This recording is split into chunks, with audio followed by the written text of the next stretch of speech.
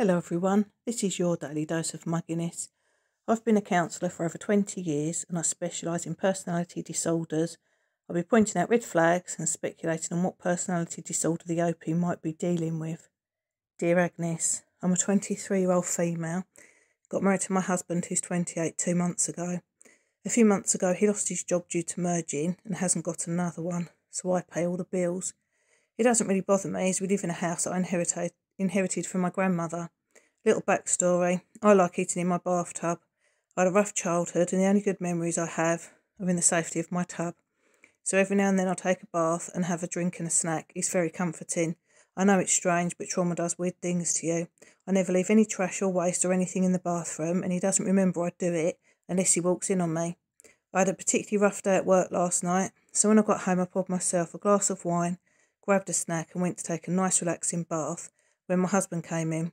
He took my wine and snacks from me and told me that I can't eat in the bath anymore and said, now that we're married, you're going to have to stop this nasty habit of yours. I laughed thinking he was joking, but when he started walking out, I told him he can't dictate what I do and to give me my stuff back because I want to relax. He said, I won't allow this nasty habit in my home. This is where I may be the muggy, because I looked at him and said, your house, let's make a deal. You can dictate where I eat when you pay all the bills. I grabbed my wine glass from him and walked away. Now he's given me the cold shoulder and hasn't said a word to me since last night. Am I the muggy?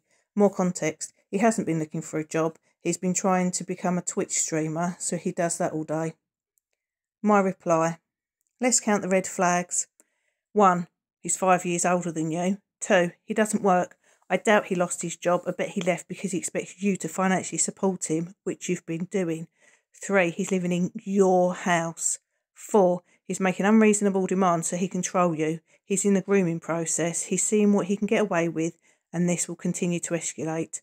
5. He's giving you the silent treatment, i.e. sulking. Adults don't sulk, which is abusive. Because you've had a traumatic childhood, OP, you could be a codependent, and that's why this man was attracted to you. Predators can sense someone who's had a rough time. I bet you $1 and a donut that he's either a malignant narcissist or a psychopath.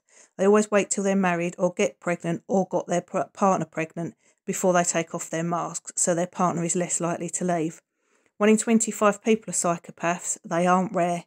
You don't say how long you were dating before you got married, but I'm sure he rushed it, especially when he knew you owned a house outright. If you don't leave him, things will get much worse. People who've had traumatic childhoods are much more likely to end up with an autoimmune disease. A codependent is someone who's had an abusive, neglective childhood and has learned to always put other people's needs before their own to try and keep themselves safe.